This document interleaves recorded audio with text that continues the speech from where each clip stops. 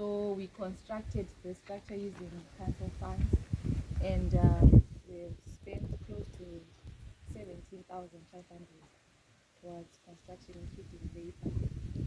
So what's outstanding is the tiling, mainly the finishes, the tiling, the painting, carpentry works, and finalization of the electrical works. Then we're done.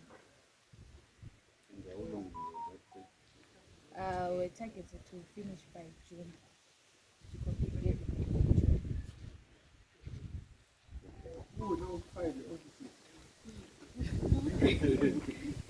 The planning department and the engineering department.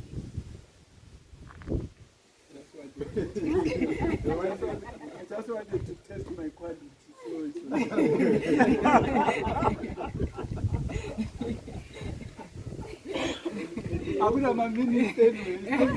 Person should come to this one or say, no, that one is okay. Let's look for other things. So at the moment, I feel you can see there's no queue. But as we go outside, there's a queue because it's blocking the side. The side that side we want to upgrade the system. I think pressure is not that good. So we have found an engineer to do their engineering to see what we can do that side. Underground, what I explained, but the gradient, I think, is the one that is making those people not get enough for as we go this. Engineer, do you have anything to say?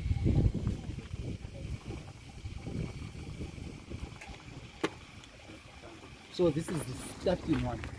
Katifana, hiyo kukala le? Na.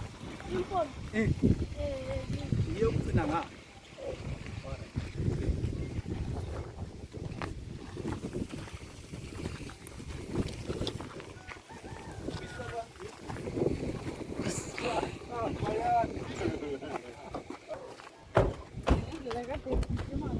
Right, lapha lokhu siku 150 i-center yabo le bathi ku-11 Avenue i-center yabo le.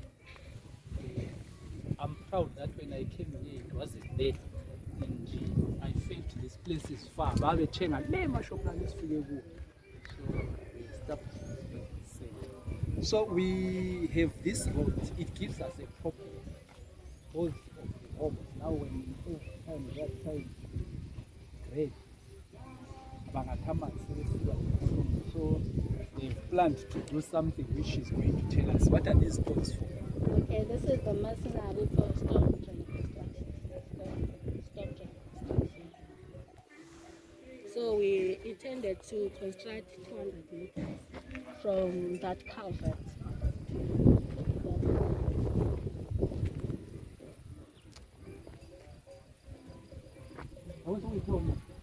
Amanzi siyahamba evalile so engabonakali moyo njengegoli. In South Africa the water will be going down.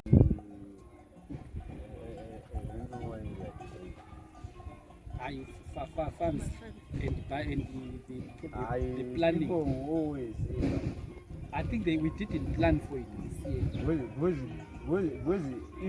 If you want to do certain things, especially that, and you want the whole township, then you will, but you can that space. Yeah. What is saying, engineer, start. Yeah. Start. The moment you start, like you are saying, you put days in, then those who are paying you will be doing the other portion. I think we can walk so that we stretch our feet to that water. Sorry. I was not aware to councillor said.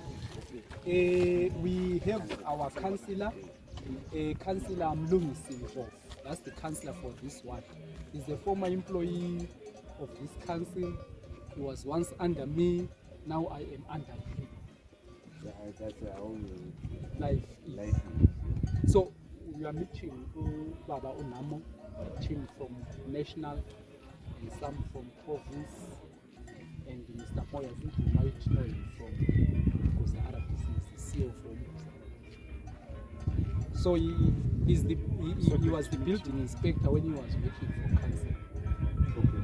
So you can greet them, maybe if they have the way to you. Can you answer? Yeah. Because at times you pay 3,000, at times you will be bailed by campfire, sometimes by council. And then we went on to look for the smarter way, which is solar. Yeah.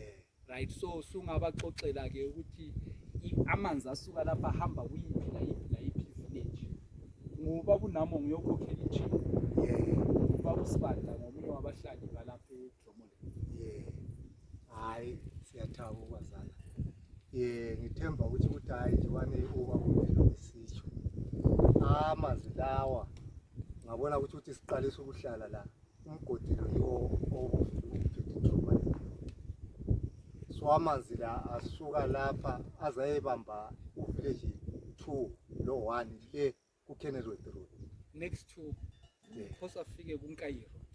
Okay. Side. I think it should be more than almost 15 kilometers. Yeah. It's almost 15 kilometers. Yeah. So lapha amanzi la umgodi lo yiwo besebenzisa engine saqala sisebenzise diesel. Wazobuya muva isiza khamisa cela kulokho ze uhulumeni wasincedisa ke labezesi sachathi na izakhamizi ke sadosa iline le eyogcina eyamagetsi azofika la sangena ke ukusebenziseni igesi. So indlela ade sebenzisa imono pump ebichala yamle sebenzisa igesi. So kuthe ke sokunjalo besiba lohlupho lokuthi amanzi ukuthi kupontshe izesa kubhadala lanxa nje ukuncedisa ukuthi kwesisikhathi siphuza ukubhadala sicine sesivalelwa ngemva kwesikhathi. So iproject yeCampfire esilayo yisikhathi eziningi akade sincedisa ukubhadalela amanzi lawo. Yilo uncedo akade siluthola. Sasesukubona ke siphambili ukuthi ubuzima lokhu bukhanya busiba khona. Sase siba le partner yethu minor wethu okhona la. Ukuthi uKhaguru wathi ama village wona lawa amanya kulondo luluhlu uKhaguru wasesitufisa ukuthi angabambana la ancedise. Yikho kufika esigabeni sokuthi ke athi hayi sifakane ke ipaddock ukuthi inkomo zenu nxa zihlupha ilokhuze ipaddock. Wasincedisa ngama roller ngabona ama roller esawasebenzisa lapha afika 40 asincedisa ngawo. Thina ithi zakhamizi sasifaka ama roller la. Saluchaya ipaddock ifence. Sayachaya yaze yaphelela ipaddock yakhona yonke yaze yafika. Wayesincedisa ngayo yonke into. Tying wire lokuzeni everything. Ethwala abantu abasemsebenzini. Kwazofika ukuthi athi wayefuna ukufaka amasola akwanisa nje ukuthi apompela amanzi. Wasithi hayi njoba kulohlupho la ngcono hle mfakele iDromole yonke. Yikho lapho kwafika khona esigabeni sokuthi asifakele amasola. Fakele iDromole yonke. So ke wasebuya ke le plan yona leyi ngabona kwakusetshenzwa labo baba umlilo khona ngale kusaziswana ukuthi hayi lapha kule nto nje eyenzakala isigaba. So ke ngabona indlela okwasetshenzwa ngayo kwaze kwafika kusolesi sigaba. Ngiwasithengela konke la. Ngabona le ndlu leyi yayisidakule wayirenovate. Enuzuza. Hayi kakula nzuzo ayizuzo. Uzuza abantu basebenza. Thina nje ukuthi la engumhlali wakhona apha la engumayina engakhona apho. So he's a miner. He's just plowing back. Yeah, he's plowing back. Oh, he gets nothing from all this. Yeah. Lamanzi kasebenzisi lawa. Hayi kasebenzisi. Okay. Asetshenziswa. This guy God in the community have been very frank to him.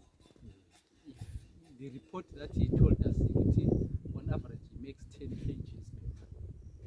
And he wants to get buying a home so that they don't steal to him, so that they work with him friendly. And he wanted to create the relationship that makes him feel good. Like now if he wants to be MP, councillor, anything, he can get it because he's taking favor. So he's also building a classroom block.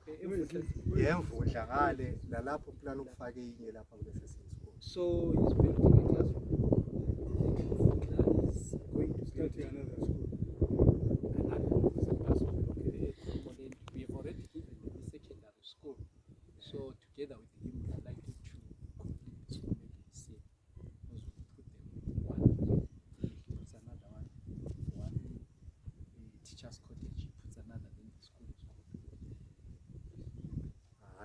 so ngithemba amanzi la Ama-village mangaki baba Sibanda?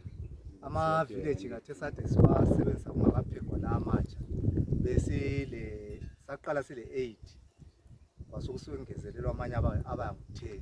Each village ingaba labantu abangaki? Each village ekuqaliseni hayi yayile mizi roughly singabona i-average ye-30. Khathesi-ke Khathesi imizi esilapha engxenye ngapho sikulanda ama-700. so this system is supplying around 700 houses and beasts Ngiyacabangela kungaba and more. livestock. So lapha kupontshelwa i-reservoir tank ephezulu entabeni is about 4 kilometers nearly roughly phezulu ngale. So ingafika i-reservoir tank leyana ngale yiyo esikuze system yokuthi sehla ngegravity.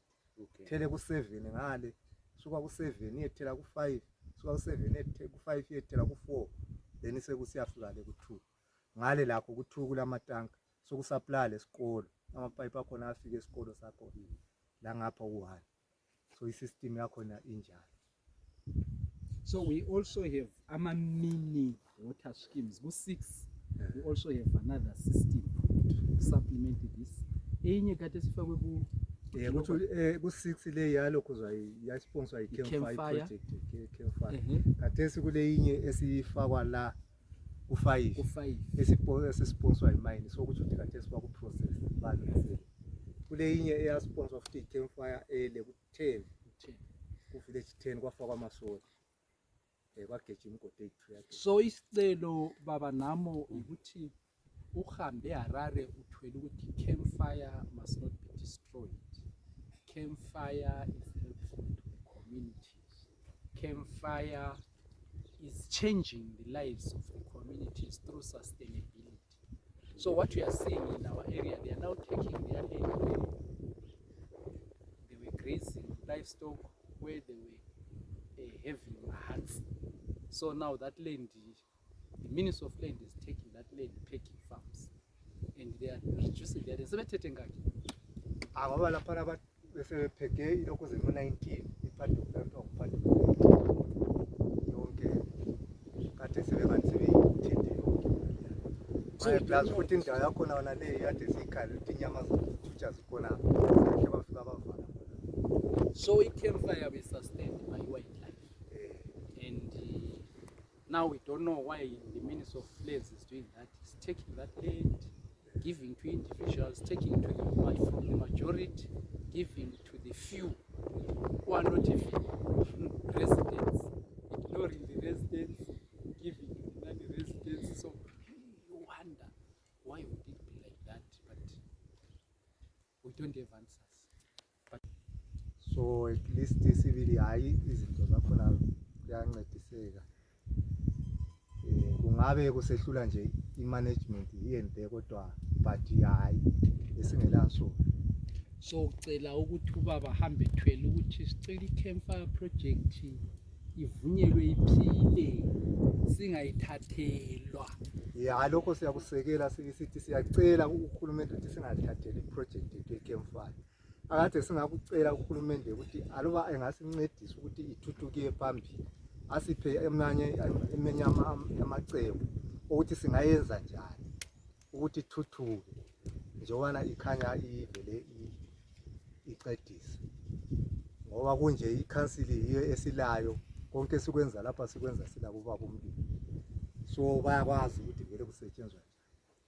Siyacela ke khona ukuthi hayi uHulumende angasincedisa khona ukuthi hayi singathatheli indawo leya lathi sichove nxa kulalapho lathi singani siyehluleka khona babuye basicebisa ukuthi hayi lapha yenzani so ukuze kuye phambili. Ngithemba ukuthi yikho lami engingakutsho ngamafitshane. Mina bengu-chairman we-Campfire yona leyana ngabona it's more than 10 years ngeke ngaba ngikhona ngale ngiphume nje 2022.